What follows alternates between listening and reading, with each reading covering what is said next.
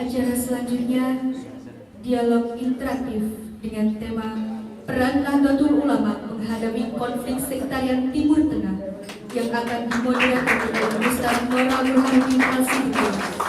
Kepada para pemateri dan moderator disilakan.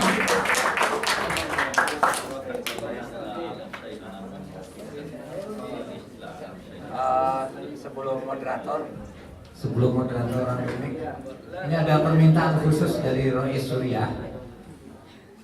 Mohon kepada Pak Harun kesediaan beliau untuk tampil juga bersama dua pembicara. Karena beliau ini jauh-jauh dari Indonesia ke Australia itu belajar tentang Timur Tengah. Dan kita di Timur Tengah belajar tentang Australia.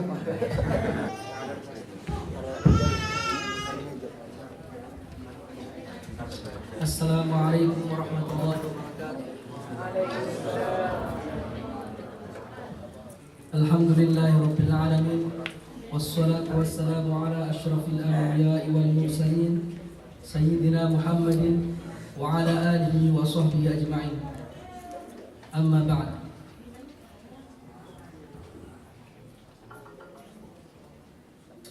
Sebagai moderator di sini, mungkin saya tidak akan berpanjang lebar tentang apa yang akan nantinya dijelaskan secara lebih luas oleh para pemateri. Tapi sebelum memulai acara dialog interaktif ini, perkenankan saya sebagai moderator sini memperkenalkan para pembicara, memperkenalkan topik yang akan para pembicara nantinya jelaskan dan kaitannya dengan tema kita kali ini. Alhamdulillah, Nahdlatul Ulama sebagai Jam'iyah Al-Islamiyah telah berumur 90 tahun. Jadi didirikan pada bulan Januari 1926. Sekarang telah berusia 90 tahun atau nyaris satu abad kurang 10 tahun lagi. Jadi tema yang diangkat oleh kawan-kawan di sini adalah tentang peran Nahdlatul Ulama terhadap konflik sektarian di Timur Tengah. Kata Pak Mukhlason tadi, Rois Surya berbicara bahwasanya tema ini sangat ambisius. Meskipun demikian keren gitu. Karena orang NU memang keren. Jadi NU sejak 90 tahun yang lalu itu telah didirikan, diinisiatifi oleh para kiai. Rais Akbar pertama yaitu Kiai Haji Hasyim Asy'ari. Jadi satu-satunya gelar yang satu-satunya kiai yang mendapatkan gelar Rois Al-Akbar itu hanya Kiai Hasyim Asy'ari. Lainnya hanya Rois Am. Jadi yang Rois Akbar itu Akbar Af'al Tafdil. Yang satu-satunya yang memiliki gelar itu hanya Kiai Hasyim Asy'ari. Karena beliau sesuai dengan jasa beliau, inisiatif beliau, kecerdasan dan istikharah beliau terhadap Allah Subhanahu wa taala itu sehingga menciptakan, merintis organisasi yang nantinya akan memiliki peran yang sangat besar, bukan hanya saja di lingkungan umat Islam Indonesia, tapi juga nanti akan memiliki peran di dunia. Ini penting disinggung karena sejak dari pendirian NU itu sendiri, itu NU muncul sebagai reaksi dari konflik yang telah terjadi di dalam dunia Timur Tengah. Jadi sebenarnya tema seperti ini nggak heran gitu, karena kita sejak lahir, NU sejak lahir pertama kali itu munculnya karena konflik. Jadi ketika kita berdialog membahas konflik itu biasa-biasa saja, bukan sesuatu yang wah gitu. Tapi yang penting nanti isinya, apa peran NU itu nantinya yang bisa NU ketengahkan di dalam masyarakat dunia, masyarakat Islam pada umumnya. Kalau saya bisa atau saya boleh meminjam teorinya Ibnu Khaldun dalam kitab Muqaddimah Ibnu Khaldun. Beliau membicarakan tentang naik turunnya sebuah peradaban. Beliau meramalkan bahwasanya sesuai dengan ramalan Ibnu Khaldun itu didasarkan oleh pengamatan beliau terhadap sejarah bangkit dan runtuhnya peradaban di dunia. Beliau meramalkan bahwasanya peradaban jika tanpa kaderisasi itu paling lama akan berdiri sampai 100 tahun saja. Jadi artinya 1 abad. Dan orang Arab adalah orang yang paling cepat, atau bangsa Arab adalah bangsa yang paling cepat untuk menguasai. Ketika mereka berperang dan ketika mereka mengalami kemenangan atau mendapatkan kemenangan, mereka paling cepat menguasai. Tapi mereka juga paling cepat hancurnya. Disebutkan beberapa negara-negara peradaban atau dinasti-dinasti Islam yang cepat sekali runtuh, padahal dia telah menguasai banyak hal. Dikarenakan karena mereka telah melewati satu fase, 1 abad kurun tanpa melalui kaderisasi. Artinya apa? Ibnu Khaldun di sini membicarakan bahwasanya kekuatan dari peradaban itu maksimal sebenarnya hanya 100 tahun saja. Dia bisa lebih dari 1 abad, 100 tahun itu jika ada kaderisasi dengan cara menambahkan tokoh-tokoh yang memiliki militansi yang sama seperti militansi para pendirinya. Ya, jadi kalau kita bisa meminjam teorinya Ibnu Khaldun ini, kita harus berpikir dan mengkhawatirkan NU. Mengkhawatirkan dalam arti kita memikirkan bersama bagaimana nanti yang akan dimainkan oleh NU di sini, karena usia kitanya hampir 10 tahun lagi sesuai diramalkan oleh Ibnu Khaldun nanti akan hancur. Nah, bagaimana supaya tidak hancur? Dengan menelurkan kader-kader terbaik yang mewarisi semangat, mewarisi spirit para pendirinya. Di antara spirit itu adalah spirit untuk merangkul, spirit untuk menampilkan ajaran Islam yang toleran, moderat, dan sesuai dengan kebudayaan yang ada. Jadi kemudian setelah itu apa? Nah ini sesuai dengan tema di sini adalah apa pentingnya atau peran NU yang bisa nantinya akan ditengahkan. Kita telah mengetahui sejarah NU itu sendiri. Sejarah NU demikian cemerlang kan untuk memiliki peran yang cukup signifikan di dunia internasional. Nah, kemudian nanti apakah peran NU untuk masa sekarang? Karena sekarang lagi bergejolak di dunia Arab, benar-benar bergejolak. Jangan-jangan kita harus berpikir alih-alih NU itu bisa memberikan peran terhadap dunia internasional, dunia Islam di Timur Tengah. Jangan-jangan NU sendiri mempunyai nantinya bisa terjadi keretakan. Yang indikasinya mungkin muncul NU gaya baru, NU garis lurus. Mungkin nanti akan muncul garis melingkar atau NU jajar genjang atau kubus kayak gitu. Jadi kita perlu mengkhawatirkannya. Jadi nanti dengan dialog ini mungkin bisa akan lebih dijelaskan oleh para pemateri bagaimana nantinya peran NU terhadap konflik sektarian di Timur Tengah. Para pembicara kita kali ini sebenarnya tidak perlu untuk diperkenalkan karena mereka pakar di bidangnya. Jadi di sini ada pembicara 3 orang ya. Kalau tertulis cuma 2, cuma ada tambahan biasa. NU itu suka mendadak. Kalau tidak mendadak bukan NU. Pertama pembicara adalah Kiai Haji Aunul Abid Syah MA. Beliau adalah pendiri SAS.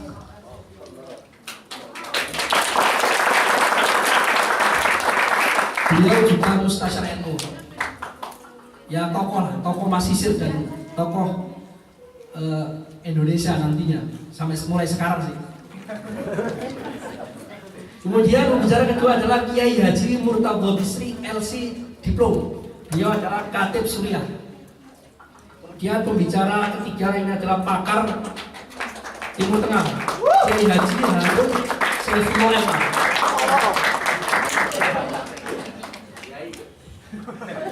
Masing-masing nanti akan mengutarakan pengetahuannya atau informasi yang penting yang perlu kita ketahui bersama sebagai warga Nahdliyin. Mungkin langsung saja saya persilahkan pertama Kiai Haji Aunul Abid Syah MA. Sesuai panitia. Gimana? Urutan sesuai panitia.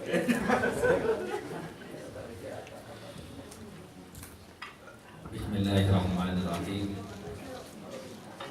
Yang saya hormati guru kami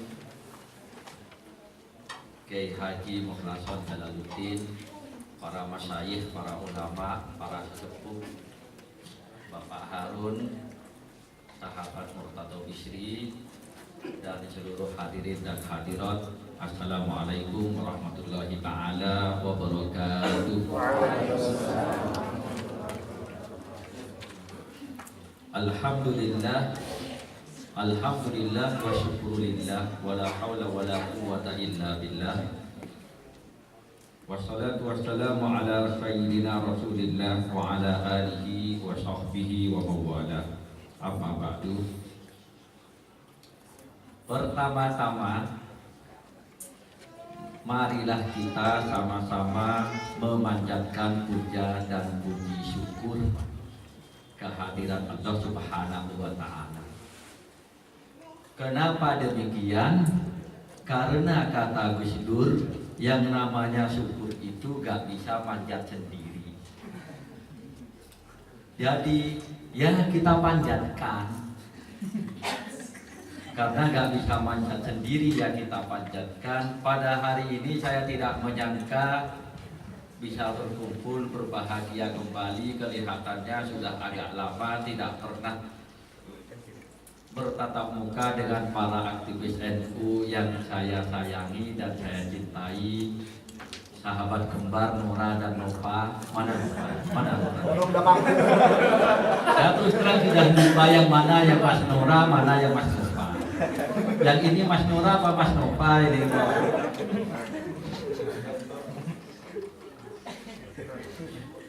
Bahagia sekali bisa berjumpa dengan sahabat-sahabati sekalian pada kesempatan yang mulia ini. Bahagia sekali bahwa malam hari ini saya juga dipertemukan dengan sahabat seperjuangan dulu bersama-sama naik bis 65 dari Hayy Asir, ikut kuliah ke sana kemari, pontang-panting Pak Cecep Taufikur Rahman. Beliau adalah tokoh Muhammadiyah di Kairo ini. Saya jadi ingat karena kebetulan munasabahnya adalah memperingati Haul Gus Dur. 6 tahun yang lalu ketika beliau meninggal dunia, saya sedang ada di Jakarta. Saat itu saya sedang di Ciputat, aktif diantaranya di beberapa kelompok pengkajian, diantaranya kelompok pusat pengkajian filsafat Islam di bawah pimpinan Pak Mulyadi Kertanegara. Ada sahabat-sahabat kami di situ. Pak Mulyadi kebetulan orang HMI. Teman kami waktu itu namanya Abdullah Darroz. Beliau sekarang adalah sekretarisnya Ma'arif Center, orangnya Pak Ma'arif, Syafi'i Ma'arif. Saya dengan Pak Abdullah Darroz ini rajin sampai 7 harian Gus Dur naik motor ke Ciganjur. Beliau adalah seorang aktivis Muhammadiyah dari awal sampai akhir. Bersama-sama dengan beliau kami naik sepeda motor ke Ciganjur dari Ciputat setiap malam sampai malam ke-7. 40 hari juga kami menghadiri ke sana berhujan-hujan untuk menghadiri 40 hari peringatan meninggalnya Gus Dur. Sebenarnya bukan untuk mendoakan beliau, bukan untuk mendoakan Gus Dur ke wali. Yang terjadi adalah kami ini ngambri, meminta, memohon, mengharap cipratan barokahnya Gus Dur.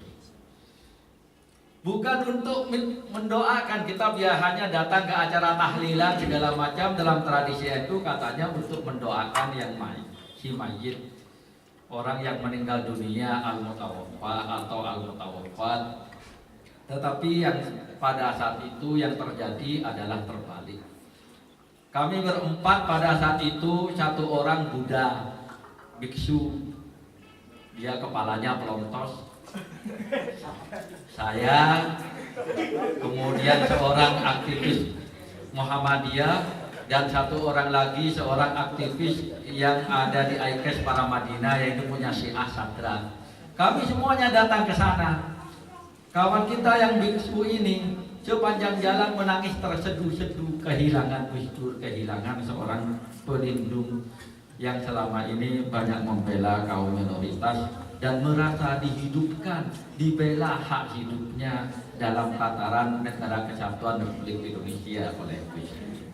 Malam ini kita bukan hanya memperingati harlah NU, tetapi mengingat kembali kira-kira apa yang bisa kita ambil dari Gus Dur, dari NU, apa kira-kira peran NU untuk menangani konflik sektarian yang ada di dunia masa kini. Sahabat-sahabati sekalian, ada dua hal yang mungkin bisa saya sampaikan. Yang pertama, sebenarnya kelihatannya tidak serius, tetapi banyak atau ada pelajaran yang bisa kita ambil. Menurut Sahihul Riwayat, pada suatu hari Gus Dur itu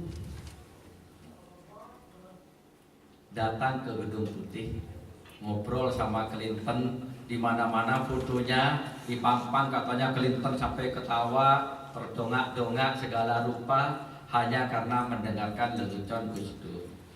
Apa yang dibahas oleh Gus Dur itu adalah katanya diplomasi melalui humor. Apa humor Gus Dur tentang Clinton?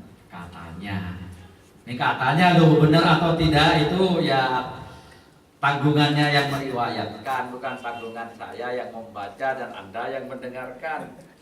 Katanya Gus Dur dengan Clinton, dengan Koizumi waktu itu adalah Perdana Menteri Jepang, bersama-sama naik pesawat. Kemudian yang naik pesawat itu bersama Jacques Chirac, waktu itu Presiden Prancis. Kalau sekarang Presiden Prancis itu André Hollande ya. Kalau dulu itu presidennya namanya Jacques Chirac. Katanya ketika naik pesawat bersama-sama bertiga, Clinton itu mengeluarkan tangannya dari jendela. Tahu-tahu, wah ini sekarang kita di atas Amerika. Oh, apa buktinya? Buktinya sekarang ini patung Liberty bisa saya pegang dari atas pesawat. Yang kedua, Jacques Chirac tahu-tahu ngomong juga, nah sekarang kita sudah nyampe Prancis, karena kita naik pesawat super cepat, supersonik, sudah nyampe Prancis, udah di atas kota Paris. Apa buktinya? Patung Eiffel bisa saya pegang. Menara Eiffel bisa saya pegang. Tahu-tahu Gus Dur bilang, nah sekarang kita sudah nyampe di Indonesia. Begitu beliau mengeluarkan tangannya dari jendela, ditanya kenapa? Ini kita di atas Tanah Abang, jam tangan saya hilang.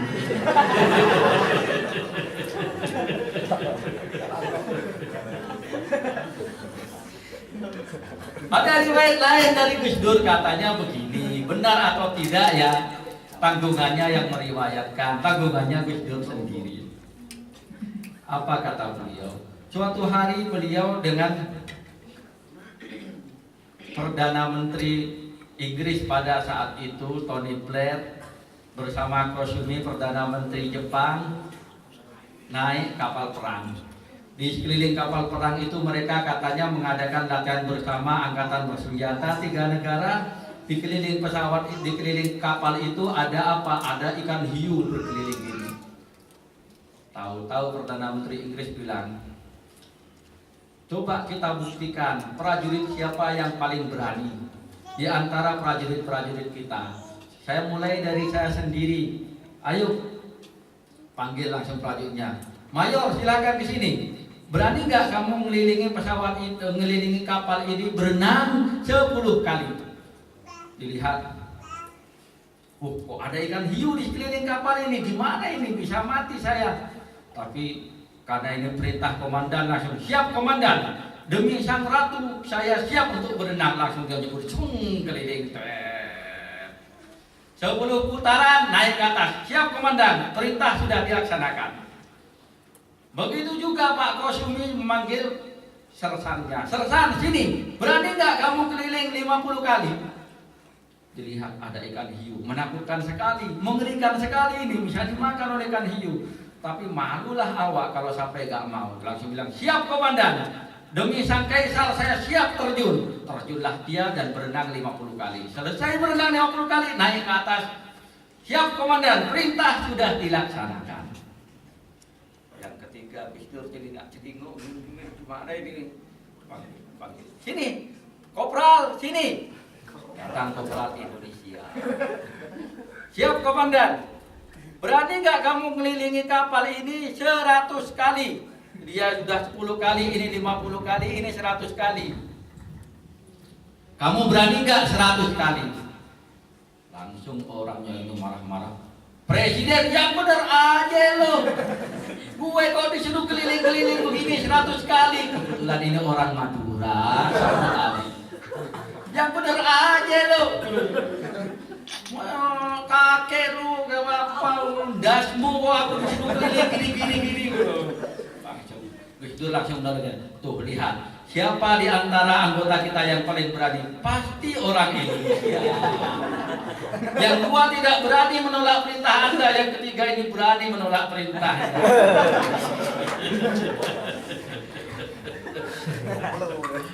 Apa yang bisa kita ambil dari cerita Gus Dur ini? Beliau sebenarnya ingin menceritakan tentang kita, tentang orang Indonesia, tentang orang NU. Bahwasanya kita ini kalau ingin mempunyai peran kiprah di dunia internasional, tidak ada jalan lain. Yang pertama kita harus mempunyai percaya diri. Kalau belum apa-apa kita udah gak pede duluan, bagaimana kita itu bisa berperan, bisa bertindak, bisa bersikap, boro-boro menyikapi apa yang terjadi di sekeliling kita di dunia internasional ini, menangani konflik-konflik sektarian. Para jemaah yang kami muliakan, aku ini biasa ceramah ini kalau pakai bahasa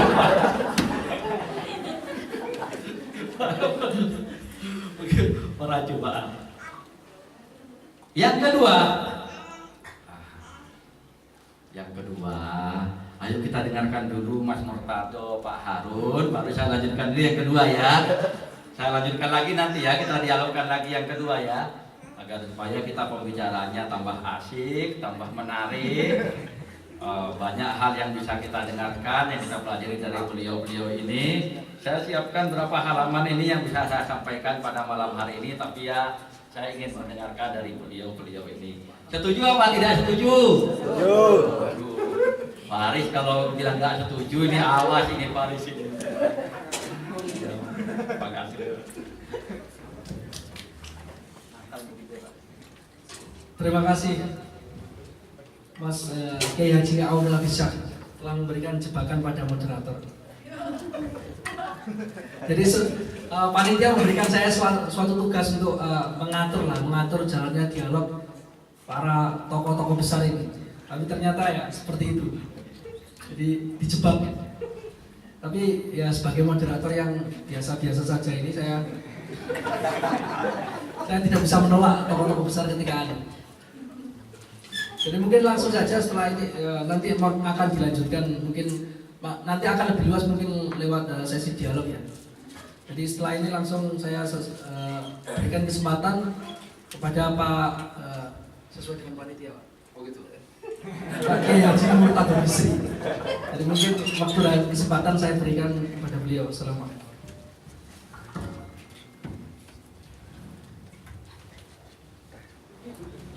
Bismillahirrahmanirrahim. Assalamualaikum warahmatullahi wabarakatuh.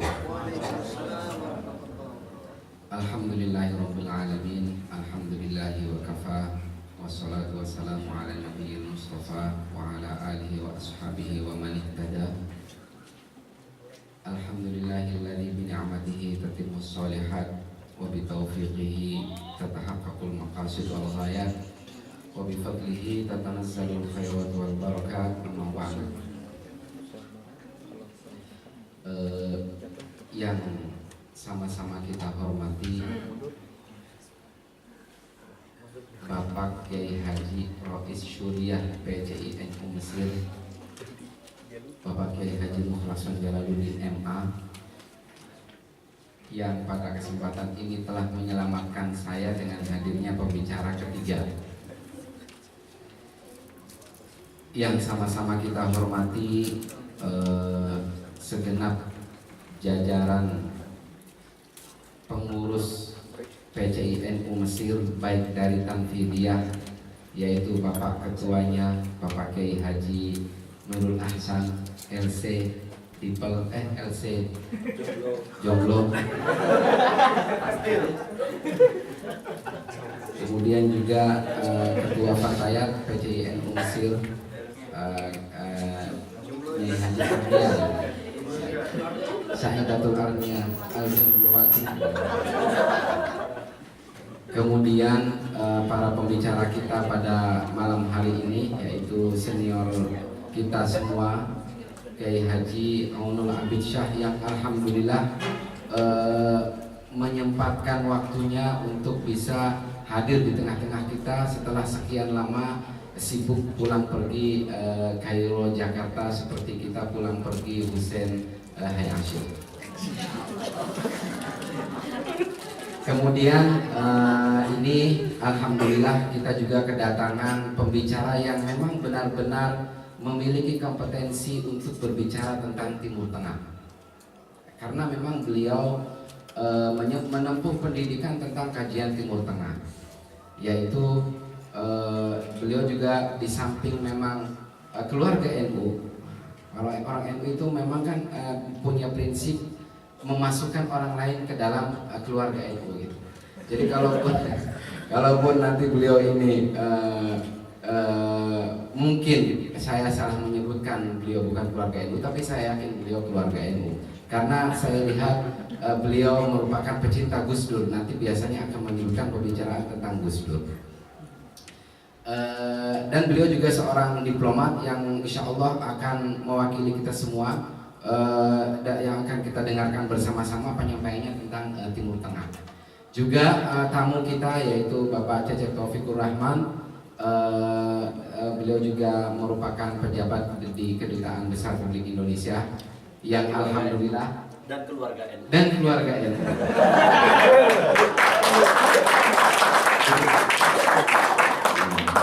Kalau sudah datang ke sini, sebenarnya kan NU dengan Muhammadiyah itu keluarga lama gitu kan, masih satu darah gitu kan ya, masih satu darah. Jadi kita masih keluarga. Dan juga moderator, terima kasih atas waktunya, meskipun sebenarnya tadi saya meminta agar yang lebih dahulu berbicara itu jangan saya itu, tapi Pak Harun. Tetapi memang karena moderator itu punya otoritas, maka saya tidak bisa melewati otoritas yang dimiliki oleh moderator. Kemudian selanjutnya saya memohon maaf gitu kan sebelum memulai pembicaraan ini, karena terus terang ketika diminta berbicara oleh Bapak Ketua kita yaitu Pak Kiai Haji Nur Ahsan, saya bilang kalau bisa jangan saya pembicaranya gitu kan. Kenapa saya jadi pendengar saja lebih enak gitu kan. Saya jadi pendengar, insya Allah saya hadir. Kemudian katanya janganlah, ini kalau sudah ketua PCI yang minta nih, jangan-jangan saya kalau nggak ngikutin bisa nggak berkah gitu kan. Jadi pada waktu itu setelah merayu-merayu tidak berhasil, kemungkinan pikir beliau lebih kuat, akhirnya saya tahajud terus kan. Akhirnya saya terima. Saya tanya, ini nanti saya bicara apa? Kalau yang saya tahu itu namanya Ittifaqul Jomlowon.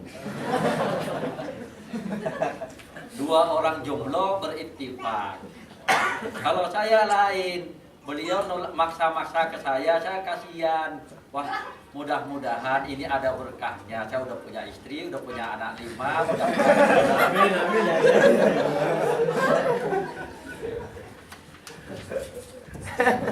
Akhirnya beberapa waktu kemudian dapat SMS lewat WhatsApp. Temanya adalah peran NU dalam konflik sektarian di Timur Tengah. Pas banget, saya bilang ini sudah nggak siap, temanya luas dan lebar. Saya bayangin ini berarti saya harus baca konflik Libya, harus baca konflik Syria, harus baca konflik Yaman, harus baca konflik Irak, Lebanon, Palestina, Mesir. Waktu 3 hari dikurangi 2 hari jalan-jalan ke Makrod, selesai dia bilang. Akhirnya karena merupakan permintaan dari ketua PCI, ya mau nggak mau saya yakin berarti ini saya akan hadir saja, ngajak sharing saja sama yang hadir. Gitu. Karena memang tidak memungkinkan bagi saya untuk mempersiapkan materi dengan sebanyak itu secara komprehensif, secara mendetail, secara sempurna tentang konflik Timur Tengah, konflik sektarian Timur Tengah. Jadi mungkin yang akan kita sampaikan di sini adalah maklumat sabiqah, gitu kan, apa yang dulu yang pernah kita sama-sama baca tentang konflik Timur Tengah. Tetapi jadi di sini saya tidak berpretensi ya akan menyampaikan banyak hal, maka kita bisa berharap banyak tentang untuk mendengar informasi tentang konflik Timur Tengah, yaitu dari pakarnya langsung, dari orang yang punya kompetensi untuk itu, yaitu Pak Harun. Alhamdulillah. Kemudian tapi ada tema yang memang menurut saya setuju dengan seperti yang disampaikan oleh Kiai Nora tadi.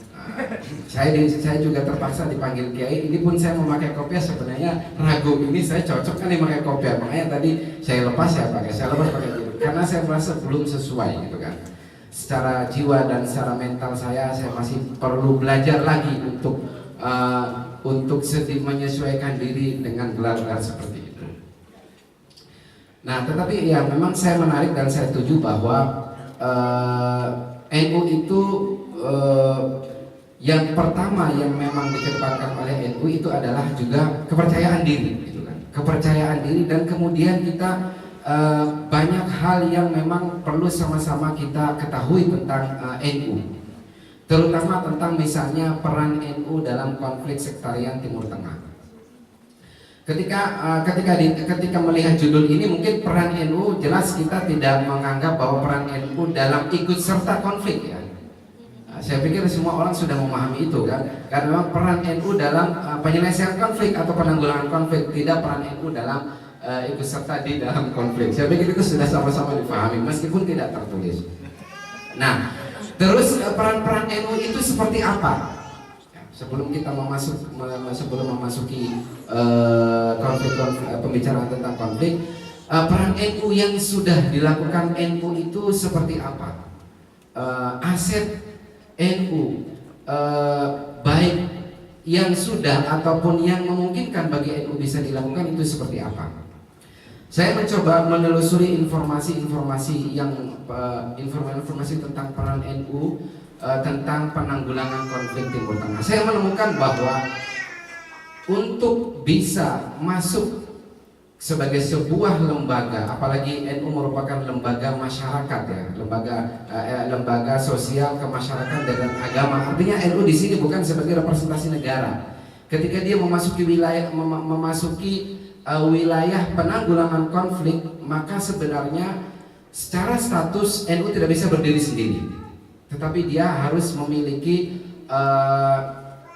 lembaga lain yang diakui di tingkat nasional atau diakui oleh negara lain. Kan dalam sebuah diplomasi biasanya ada kelas diplomasi, gitu kan. Kalau seumpamanya akan ditanggulangi adalah negara, biasanya dia akan menerima sebagai negara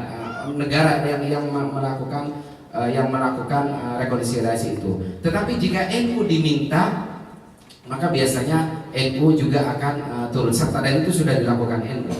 Nah, kita ingin melihat apa sih yang sudah dilakukan NU untuk menanggulangi konflik Timur Tengah, atau apa upaya yang sudah dilakukan NU untuk ikut serta memberikan solusi atas konflik-konflik yang pernah ada atau aspirasi-aspirasi yang pernah ada, bukan di tingkat lokal tapi di tingkat internasional.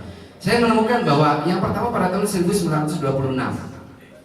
Pada tahun 1926, tahun di mana NU lahir, 31 Januari 1926, di tahun yang sama NU mendirikan Komite Hijaz.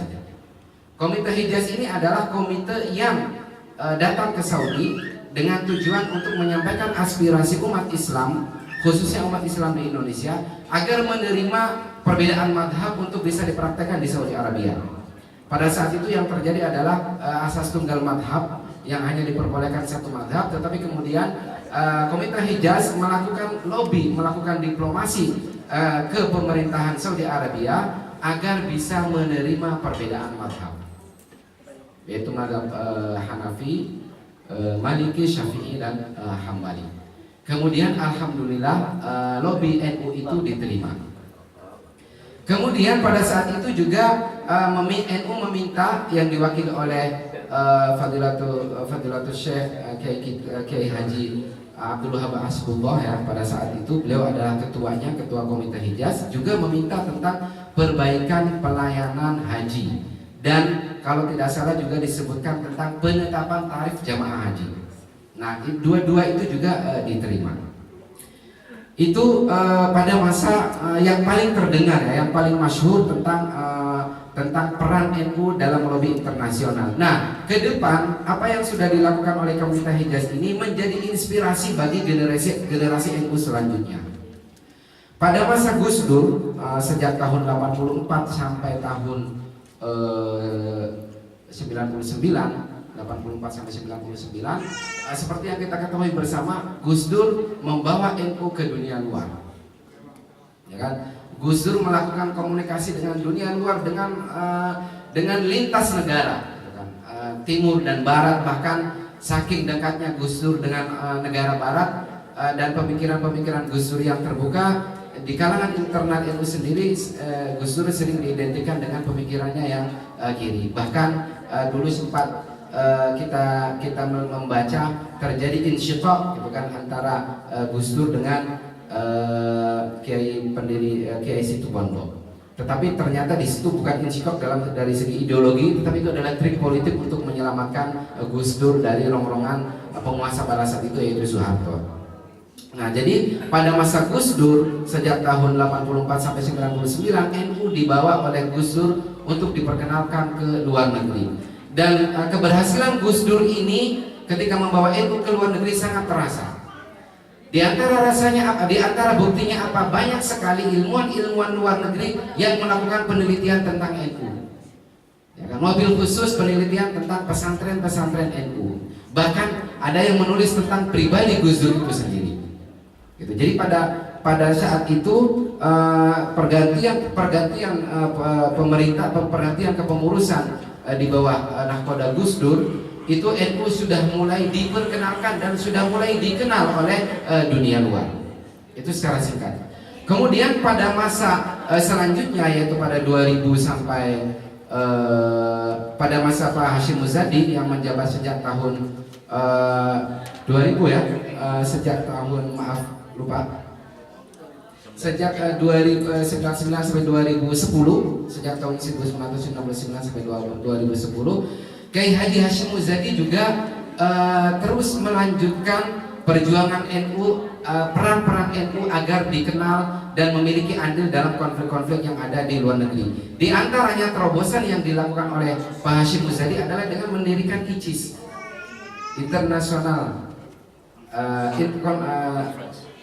ICIS, International Conference of Islamic Scholars. Itu kan jadi konferensi ulama-ulama Islam internasional. Nah, ini merupakan ide yang sangat cemerlang menurut saya, gitu kan. Ide yang sangat cemerlang karena pada saat itu dan kita melihat Pak Hashim Muzadi benar-benar menangkap dan memahami betul bagaimana kapasitas NU dan memahami betul status NU sebagai lembaga sosial kemasyarakatan. Maka beliau merangkul seorang diplomat yang sangat juga diplomat yang bersih, kemudian diplomat yang sangat masyhur pada saat itu, yaitu Pak Hasyim Wirayuda, untuk membicarakan pendirian ini sebagai lembaga untuk memfasilitasi dialog umat untuk menekan konflik yang pada saat itu momentumnya adalah terjadinya 2011 terjadinya World Trade Center itu yang dihancurkan, kemudian Amerika menyerang balik ke negara-negara Islam. Nah, ICIS ini dijadikan sebagai sarana untuk dialog, bukan hanya bersifat regional tetapi juga internasional. Didirikan tahun 2004. Nah, dengan lembaga ini kemudian NU menampakkan diri identitasnya di dunia luar.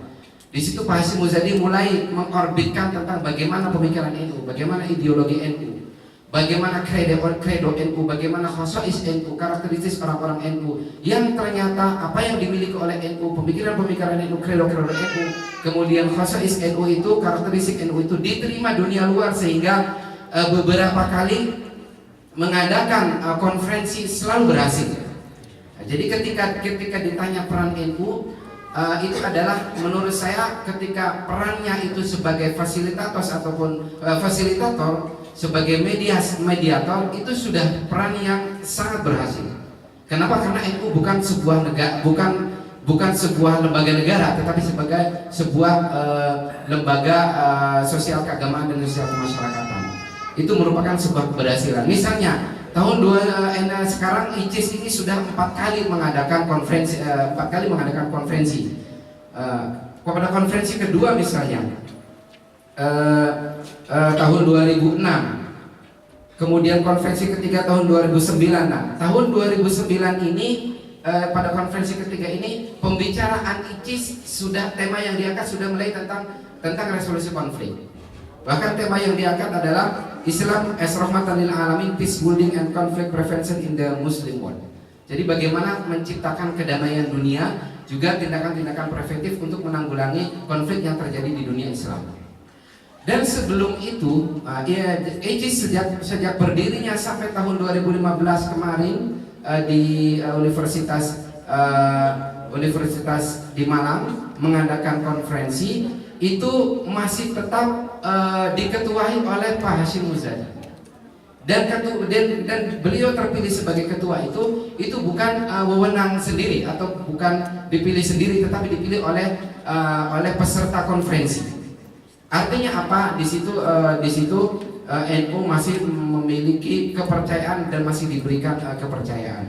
Bahkan tahun 2007 itu juga di Istana Bogor terjadi.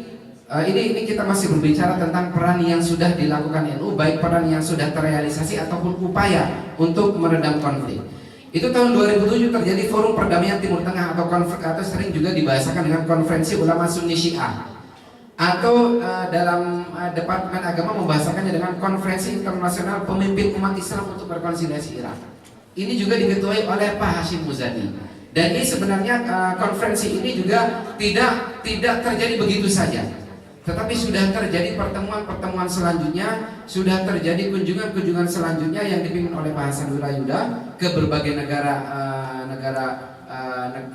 negara, juga dilanjutkan oleh Pak Hasyim Muzadi untuk mendatangi negara-negara Islam. Kemudian lahirlah konferensi ini, yaitu Konferensi Perdamaian Timur Tengah, dan melahirkan sebuah deklarasi yang sangat kuat menurut saya. Deklarasinya apa? Meminta kepada Amerika untuk keluar dari Irak. Ini sudah merupakan keberanian yang dilakukan oleh pemimpin Islam untuk menyikapi konflik. Itu sudah jelas. Kemudian bagaimana dengan tahun itu pada masa Pak Hasyim Muzadi dengan Mbah Sahal ya. Kemudian yang sekarang tentang pada masa kepemimpinan Kang Said, yaitu 2010 sampai sekarang, ya yang paling fenomenal adalah bagaimana NU mampu menanggulangi konflik yang terjadi di Afghanistan. Nah, ini sudah diakui dan berhasil ya tahun 2013. Dipimpin oleh Kang As'ad Said ya, Kang As'ad Said. Beliau pergi ke sana, kemudian melakukan rekonsiliasi, dan di sini saya mencatat ada beberapa kesepakatan yang dilakukan pada saat itu yang disepakati bersama. Kemudian ini mungkin sama juga saya mengikuti Mas Abid, jadi nanti kita lanjutkan pembicaraannya. Saya sebenarnya masih ada 4 halaman juga yang ingin saya singgung, gitu. Tetapi saya tentang bagaimana apa sih sebenarnya konflik yang terjadi di Timur Tengah itu sebabnya apa, gitu kan? Apa benar itu kita bahasakan dengan sektarian? Sektarian itu efek terbaru atau asalnya? Kemudian bagaimana pendapat ulama-ulama dunia tentang konflik yang terjadi di Timur Tengah. Misalnya Syekh Azhar bulan kemarin memberikan pidato yang sangat menarik di hadapan pemimpin Kuwait tentang pandangan beliau tentang konflik Timur Tengah, di Libya, di Yaman, di Syria. Beliau mengatakan bahwa konflik yang terjadi ini sangat tidak berlebihan ketika saya katakan sebagai muamarah dari dunia luar. Artinya ada apa namanya? Ada konspirasi yang dilakukan oleh dunia luar. Tetapi Syekh Azhar pada saat itu juga memberikan catatan bahwa di samping dunia luar melakukan konspirasi, ada qabiliyah, ada pihak kita yang juga siap untuk merealisasikan konspirasi itu. Jadi kemudian Syekh Azhar memberikan bagaimana solusinya. Ada Syekh Azhar memberikan 3 sebab dan Syekh Azhar juga memberikan 3 solusi yang nanti bisa akan kita bicarakan bersama-sama. Itu saja dari saya. Terima kasih. Wassalamualaikum warahmatullahi wabarakatuh. Menarik sekali ya, telah dijelaskan panjang lebar tadi oleh Kiai Haji Murtadho Bisri tentang peran yang telah dijalankan oleh NU mulai dari sejak didirikannya NU sampai dari zamannya Kang Said, mulai dari dibentuknya Komite Hijaz, kemudian di zamannya Gus Dur membawa nama NU ke luar negeri sehingga NU menjadi lembaga atau organisasi yang sangat terkenal dan dipandang di dunia internasional. Kemudian pendirian ICIS di tangan Kiai Haji Hasyim Muzadi, kemudian sampai penyelesaian konflik di Afghanistan di tangan Kang Said. Jadi ini penting kita ketahui karena dengan mengetahui sejarah yang telah dilakukan oleh NU, kita akan bisa menjadi lebih percaya diri sebagaimana yang dikatakan Kiai Haji Ainul Abidin tadi tentang menjadi NU itu tidak harus selalu menjadi seorang yang terkungkung dalam informasi di kampungnya, informasi di dalam lokal saja, informasi. Tapi kita harus juga mengetahui bahwasanya NU juga sebelumnya memiliki peran yang cukup luas di dunia internasional, meskipun perannya seperti yang tadi disinggung tidak sampai seperti perannya negara dalam hal intervensi dalam konflik. Mungkin itu yang bisa saya simpulkan ya. Mungkin kawan-kawan memiliki kesimpulan yang lebih menarik daripada moderator ini.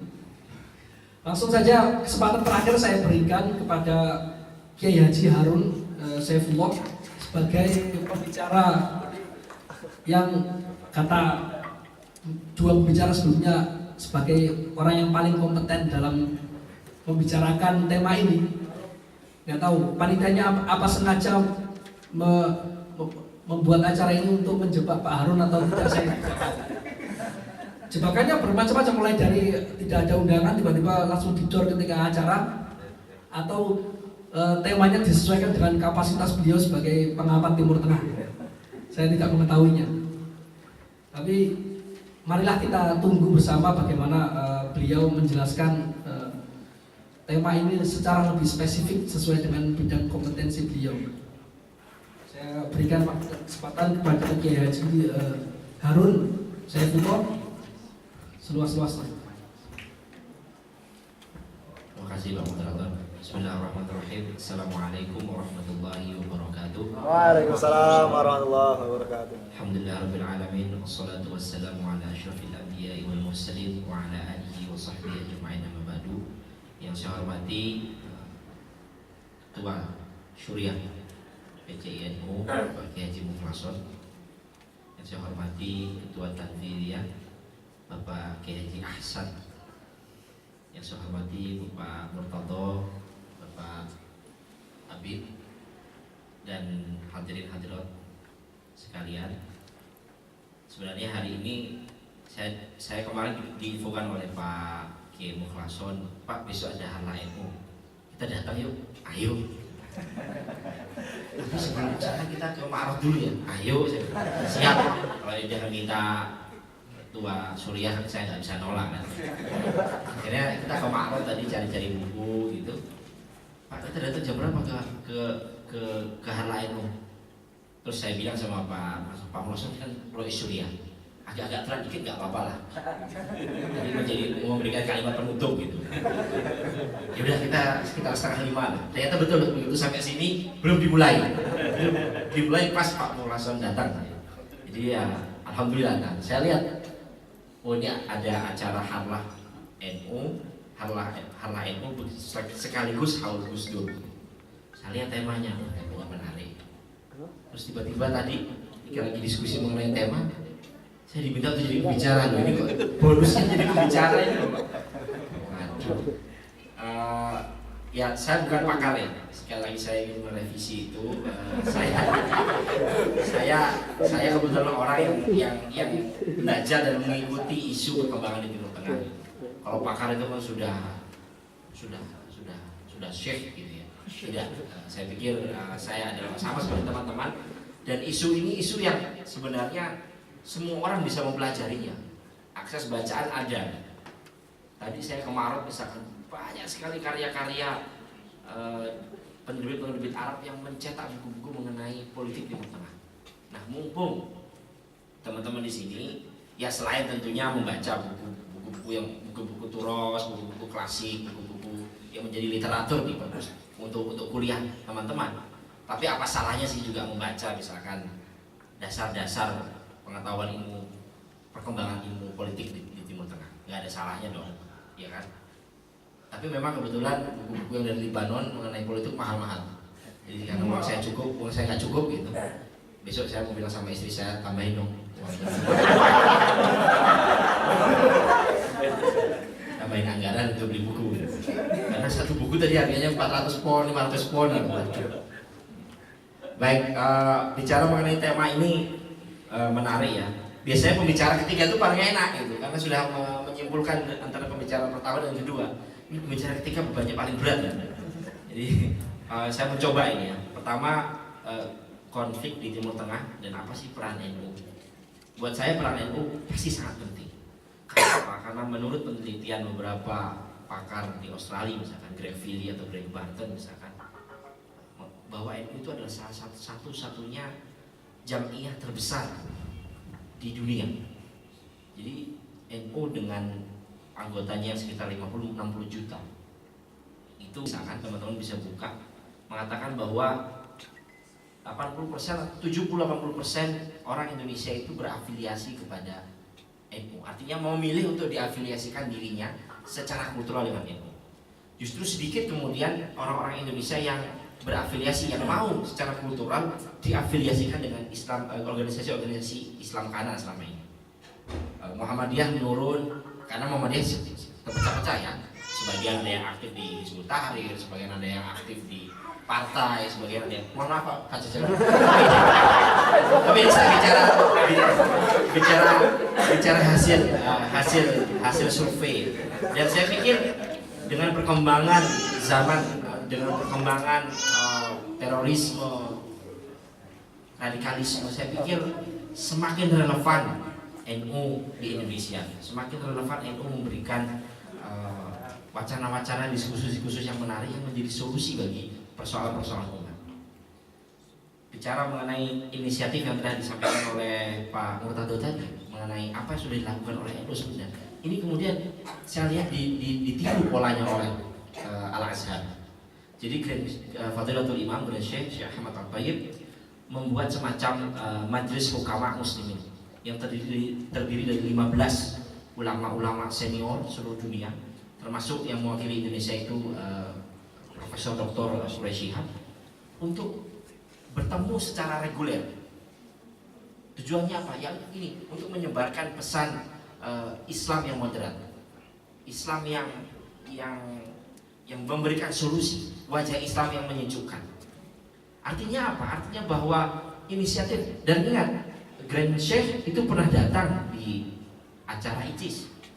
Syekh Fadilatul Imam Ahmad Tayyib pernah datang ke ICIS tahun 2004 waktu itu beliau sebagai rektor Al-Azhar kapasitasnya, karena beliau kan jadi Grand Sheikh tahun 2010 ya. Jadi saya pikir apa yang sudah ditelurkan oleh NU melalui IJIS, melalui serangkaian perjalanan Kiai Haji Hasyim Muzadi yang diteruskan oleh Kiai Haji Said Agil Siraj, itu ada bekasnya paling tidak. Dan beruntungnya di salah satu putaran pertemuan sidang Majelis Hukama Muslimin ini akan dilaksanakan di Indonesia nanti tanggal 21 Februari. Dan ini pada saat bersamaan Grand Sheikh akan dijadwalkan berkunjung ke Indonesia. Kalau Indonesia nggak penting, kalau Indonesia dianggap bukan bagian penting dari masyarakat Muslim dunia, nggak mungkin sidang Majelis Hukama itu dilaksanakan di Indonesia. Indonesia dipilih karena Indonesia punya peran sentral. Kita adalah satu-satunya negara Muslim. Kita ini negara Muslim terbesar di dunia. Dan saya bicara sama teman-teman saya orang Australia, saya bilang enak sekali ya orang Australia itu. Kenapa? Anda punya tetangga orang Muslim, negara Muslim terbesar di dunia, tapi Anda nggak merasakan konflik. Sementara di Timur Tengah jumlah Muslimnya kurang lebih ya sekitar 300-400 juta di Timur Tengah ini, tapi konfliknya nggak karuan. Ada yang negaranya pecah, ada yang negaranya pemimpinnya ada menjadi dua, gitu. Seperti di Libya ada Tobruk, ada versi Tobruk, ada versi Tripoli. Tapi Australia senang sekali, dia punya tetangga yang damai-damai aja tuh, meskipun kita penduduk Muslimnya 200 juta lebih. Nah ini bukti bahwa bicara bahwa peran NU untuk membendung konflik sektarian masih ada dan real. Karena apa? Karena Islam di Indonesia, umat Islam di Indonesia tidak terjebak pada politik praktis yang sektarian, yang berbasis sektarianisme. Jadi kalau kita lihat di Suriah misalkan, sebenarnya orang-orang Suriah itu nggak ada masalah secara hidup berdampingan antara Sunni Syiah.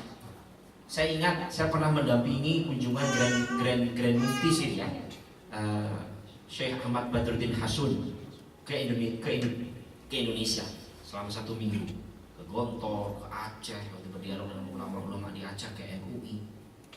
Beliau orang Sunni, beliau Grand Mufti di Suriah, Sunni, dan beliau cerita bahwa kehidupan beragama di Syria tidak ada apa-apa. Tapi persoalannya kenapa jadi konflik? Karena apa? Karena kalau tidak memasukkan isu Sunni Syiah kan konflik politik itu tidak menjadi seksi. Ya kan? Karena ada dimensi Sunni Syiah. Orang-orang Sunni yang ada di Indonesia yang nggak tahu konflik ya ikut-ikutan. Karena merasa bahwa saya adalah bagian dari Sunni. Jadi konflik teologi itu adalah konflik yang punya dimensi yang paling tajam. Kita ingat di Bosnia itu ada konflik Islam dan non-Muslim, Islam dan Kristen.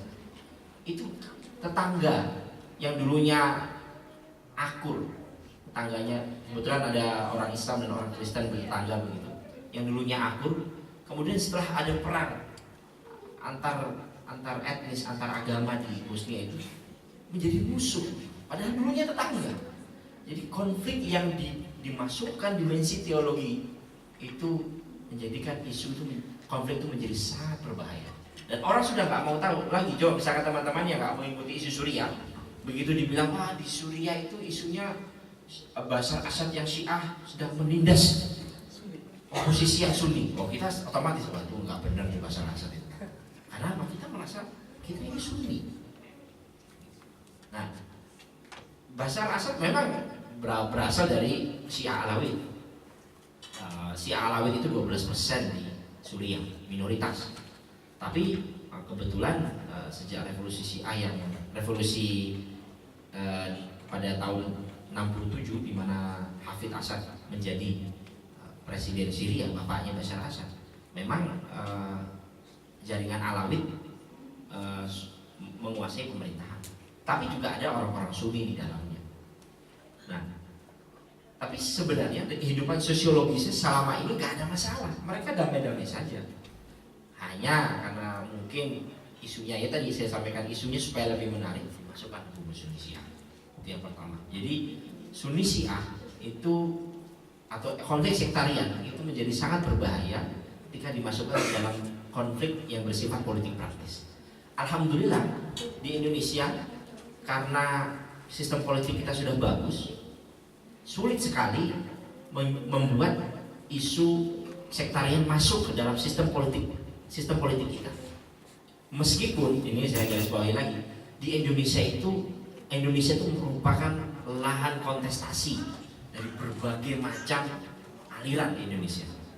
Kalau bicara Syiah di Indonesia ya Syiah ada, bicara Wahabisme atau Salafi, Indonesia yang menjadi objek atau target dakwah Salafi. Ini penting karena apa? Karena apa yang terjadi di Timur Tengah pasti akan ada imbasnya di Indonesia, dan ini sudah terjadi sekarang.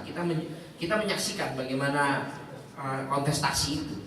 Ya alhamdulillah ya, beberapa pengamat, beberapa profesor yang meneliti mengenai Islam di Indonesia mengatakan alhamdulillah Muslim di Indonesia itu disebut sebagai flowery Muslim.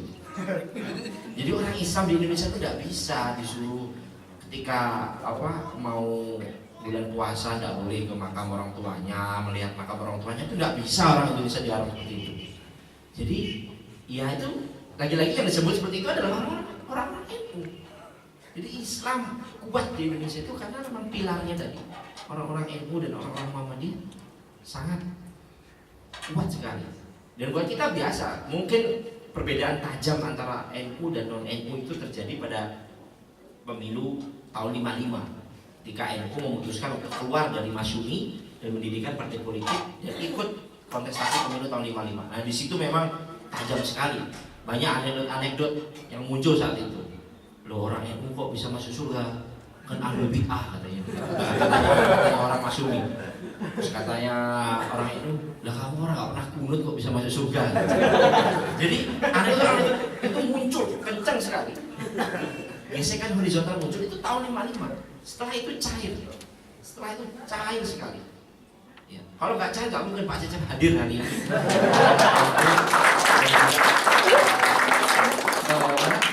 Ke Haul Gus Dur atau cerita dengan Pak Kiai Abid tadi, nggak mungkin orang Muhammadiyah, orang non Muslim datang ke 40 hariannya, ke 7 hariannya Gus Dur ketika meninggal tahun 2009 ya. Nggak mungkin. Karena apa? Karena NU menjaga inklusivitasnya. NU menjadi organisasi yang sangat inklusif. Semua diterima.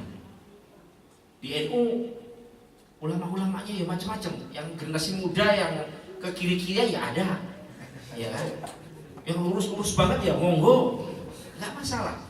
Inilah yang kemudian mungkin saat ini kita harus mengekspor ide-ide mengenai keilmuan ini, ide-ide menjadi orang yang tawasul, ta'adul, tidak terjebak pada perdebatan menjadi ke kiri-kirian atau ke kanan-kanan. Ini yang kedua. Yang ketiga, kita harus hati-hati tadi yang kedua ya, karena kita menjadi lahan kontestasi dari seluruh konflik yang ada di Timur Tengah di Indonesia. Yang ketiga juga sebenarnya pada ICIS, kegiatan ICIS tahun 2007 itu dicetuskan pentingnya untuk membuat semacam ulama Sans Frontiers, atau kalau tidak salah dalam istilah Arab disebut ulama Abrul Hudud, ulama yang lintas batas. Hebatnya ulama itu daripada presiden. Kalau presiden itu kekuasaannya itu dibatasi oleh teritorial. Indonesia ya berarti wilayah Indonesia yang dulu disepakati menjadi wilayah jajahan Belanda menjadi wilayah Indonesia. Tapi kalau ulama nggak ada garis teritorialnya. Gramsci misalkan di sini bilang, ayo kita boikot produk Israel. Saya yakin alumni Azhar ada yang ikut yang di Indonesia sekarang.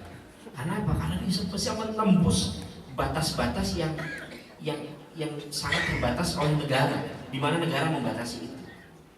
Oleh karena itu penting untuk menciptakan ulama-ulama yang hebat seperti ini. Dan inilah yang kemudian menjadi ide dari Majelis Hukama Muslimin yang digagas oleh Fadilatul Imam Grand Sheikh, bahwa ayo tokoh-tokoh ulama dunia ini ayo kumpul, ayo kita menyampaikan pesan, ayo kita mengkampanyekan Islam yang as-sam'ah, Islam yang toleran, Islam yang moderat. Sehingga apa? Sehingga supaya orang-orang Barat, orang-orang Eropa, orang-orang Amerika, orang-orang Australia yang selama ini selalu melihat bahwa Islam itu identik dengan terorisme, Islam itu identik dengan kekerasan, itu salah.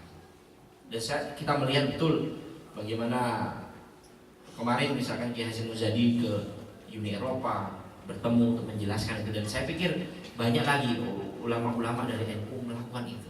Ya memang apa yang NU lakukan, ulama-ulama NU lakukan tidak bisa serta-merta diterima mereka. Karena orang-orang Arab tetap merasa dong bahwa ya kami ini kan sumbernya Islam. Kamu itu kan baru Islam baru abad berapa sih? Udah nyeramain kita soal ini. Kadang-kadang orang Arab kalau keluar Arab banyak kan seperti itu. Ya, tapi Basam TV bilang bahwa kalau bicara bagaimana Islam dan negara bisa dipersatukan, harusnya nggak perlu orang-orang Timur Tengah itu belajar ke Eropa, datang ke Indonesia. Lihat bagaimana orang Islam menjalankan demokrasi di sana. KMP, KIH, udah deadlock. Nah, nanti ada yang satu pindah. Selalu ada jalan tengah. Itu cara itu melihat persoalan itu. Selalu ada jalan tengah. Nggak bisa deadlock ya. Karena apa? Karena falsafah itu penting.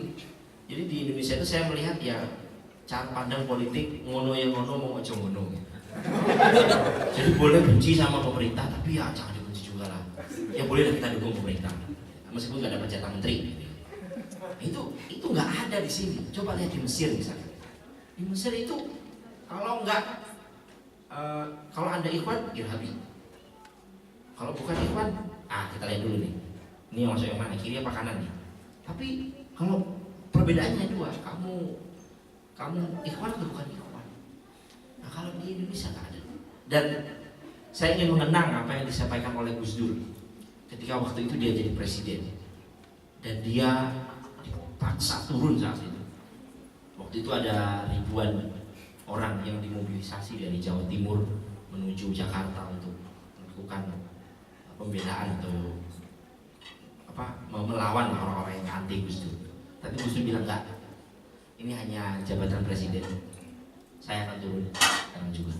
Loh, bayangkan, saya yakin kalau Mursi pada tahun 30 Juni, tanggal 30 Juni 2013 bicara begitu ke anggota Ikhwan, saya yakin nggak ada tuh peristiwa apa, iya kan?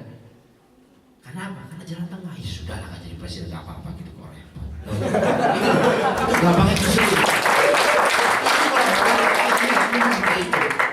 Jadi mungkin nggak tahu bagaimana menyimpulkan karena baru disuruh mikir sebelum bicara. Jadi ya kita sama-sama simpulkanlah bagaimana baiknya. Yang jelas kita perjuangkan nilai-nilai yang ada di dalam NU, nilai-nilai kemoderatan, nilai-nilai keluasan, tapi juga tetap mengedepankan prinsip-prinsip dan kaidah-kaidah yang kita pegang teguh. Saya ingat Mas Enu tadi kan al-muhafadzatu ala qadim yang shalih wal jadu bil wal akhdhu bil jadidil asl. Paling enggak ada ya selain NU yang begini. Baik, terima kasih. Waalaikumsalam warahmatullahi wabarakatuh.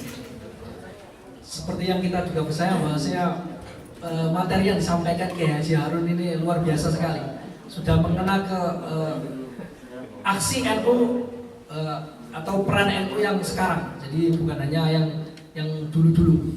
Jadi apa yang bisa saya simpulkan di sini bahwasanya kita seharusnya bangga NU karena NU adalah satu-satunya jamaiyah terbesar di dunia, jamaiyah. Jadi tidak ada jamaiyah seperti NU di dunia ini. Kemudian karena jasa NU juga, jasa umat Islam terutama NU di Indonesia, maka negara-negara di sekitar kita misalnya Australia dan yang lainnya tidak merasa terganggu, tidak seperti negara-negara tetangga negara Arab. Jadi kita itu bukan tetangga yang berisik. Kemudian konflik yang terjadi selama ini biasanya rata-rata awalnya bukanlah konflik teologis, tapi kemudian dimasukkan teologi di sana sehingga menjadi isu yang sangat seksi dan tajam karena konflik teologi adalah konflik yang tertajam di dunia, sebagaimana yang istilah yang digunakan oleh Pak Harun Kiai Harun. Kemudian kita harus hati-hati karena Indonesia adalah lahan apa itu tadi? Kontestasi. Tahan kontestasi semua aliran di dunia. Semua konflik yang ada di Timur Tengah itu pasti memiliki efek baik itu negatif atau positif, tapi lebih banyak negatif di Indonesia. Jadi karena itu kita harus hati-hati, kita harus tetap meneguhkan prinsip kita sebagai orang NU, prinsip kita sebagai orang Indonesia, ngono ya ngono, mau mojo ngono. Jadi selalu ada garis jalan tengah di dalam setiap konflik. Nah, mungkin itu saja yang bisa saya simpulkan. Mungkin kawan-kawan lebih bisa menyimpulkan daripada saya. Langsung saja saya berikan, saya buka kesempatan untuk tanya jawab. Kawan saya buka 3 kesempatan penanya, 1 dari kawan perempuan, 2 dari kawan laki-laki untuk bertanya. Langsung saja sebutkan nama, kemudian pertanyaannya ke siapa. Nama Mahmud Abdullah, si Daud dulu. Di sini saya mempunyai sebuah pertanyaan. Sebelumnya saya telah membaca sebuah pernyataan dari Gede Pak Abdo. Beliau adalah pakar Brookings Institution dari Barat, yang mana beliau menyatakan bahwasanya perpecahan antara Sunni dan Syiah itu telah menggantikan perang besar antara Islam dan Barat. Nah, yang jadi pertanyaan, bagaimana pendapat umat Islam khususnya peran Nahdlatul Ulama terhadap pernyataan? Mungkin itu saja. Pertanyaan ke siapa? Ke Pak Harun. Pak Harun. Ya. Assalamualaikum warahmatullahi wabarakatuh. Terima kasih. Ya mungkin nanti bisa ditambahkan Pak apa yang saya sampaikan. Jadi benar apa yang disampaikan oleh pertanyaan disampaikan oleh Mas Mahmud Abdullah mengenai bahwa konflik sektarian Syiah ini telah membuat kita umat Islam lupa dengan persoalan-persoalan sesungguhnya. Beberapa waktu yang lalu saya bertemu dengan diplomat Palestina. Saya diskusi soal perkembangan peace process, perjanjian perdamaian dengan antara Israel dengan Palestina. Satu jawaban dia yang membuat saya terenyuh begitu. Dia bilang bahwa ya saat ini memang atensi atau fokus dunia internasional kayaknya sudah berkurang untuk Palestina, karena ada isu Suriah, karena ada isu Libya, karena ada isu Yaman yang diintervensi oleh pasukan koalisi Saudi. Akhirnya fokus masyarakat internasional dan juga umat Islam yang dulunya sangat perhatian terhadap perkembangan isu Palestina sekarang sudah berkurang. Dan ini sebenarnya sangat menyedihkan. Padahal sebenarnya pada saat yang bersamaan teman-teman mungkin mengikuti ya, bagaimana Israel mencoba untuk memisahkan antara umat orang Islam di tepi barat dengan Masjidil Aqsa. Jadi sekarang kalau kita ke Masjidil Aqsa itu sudah dibatasi. Jadi ini yang diinginkan Israel. Jadi kita kuasai. Sekarang sudah dibuat wilayah perlindungan Israel ya. Dan ia ingin orang kalau ke Masjidil Aqsa dibatasi jam. Jadi setelah sholat subuh keluar dikunci. Nanti sholat zuhur masuk lagi. Setelah sholat. Jadi dia ingin memisahkan kegiatan hati masyarakat. Jadi tidak ingin masjid itu menjadi pusat kegiatan seperti di Masjidil Haram atau di Madinah. Tapi dia ingin memisahkan dengan cara seperti dia membatasi akses orang masuk di Masjidil Haram. Tapi kita lihat apa yang dilakukan oleh negara-negara, diam aja. Termasuk mungkin sebagian besar negara-negara Islam, diam. Karena apa? Karena banyak PR. Nah, isu Suriah belum selesai, isu Libya belum selesai, isu Yaman yang sekarang antara Houthi dengan yang didukung oleh Iran berhadapan dengan koalisinya Arab Saudi belum selesai, tambah lagi Palestina. Jadi betul bahwa itu membuat atensi kita terhadap persoalan yang sebenarnya dihadapi orang Islam itu menjadi berkurang. Kemudian bicara teori konspirasi tadi, ya sebenarnya teori konspirasi itu tidak akan ada kalau kita tidak menjadi orang yang bodoh gitu. Konspirasi itu kan membuat bahwa kita meyakini bahwa seseorang itu secara sengaja telah mempermainkan kita gitu. Bagaimana dengan banyak lah kalau kita lihat di internet itu banyak sekali analisis konspirasi bahwa ini adalah konspirasi Amerika, Yahudi dan sebagainya. Tapi kita perlu garis bawahi bahwa orang kalau bodoh itu ya mudah dikonspirasi. Ya, salahnya kita kok mau dikonspirasi. Harusnya kita jadilah umat yang pintar, yang kritis, yang juga selalu mengikuti perkembangan sehingga nggak mau kita dikonspirasi oleh orang lain. Kira-kira seperti itu.